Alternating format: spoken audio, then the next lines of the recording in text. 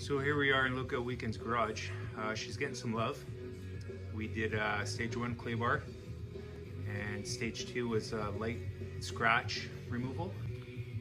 And you can see we just got a little bit of a gloss going.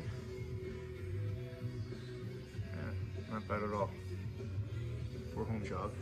Anyways, stage 3 will be the polish, and we'll get back to you. So last stage was polish, and as you can see, she's got a nice little shine to her. Not bad for a quick home job, couple hours.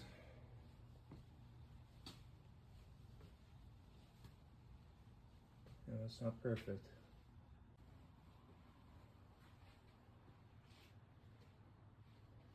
Now, I know there's a lot of pros out there, and I definitely don't know what I'm doing, so don't take this for what it's worth. But it's not as good as some of the guys out there, but it's not bad, like I said, for a home job.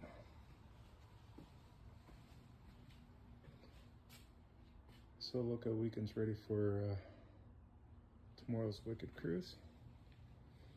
We'll see where that takes us up north.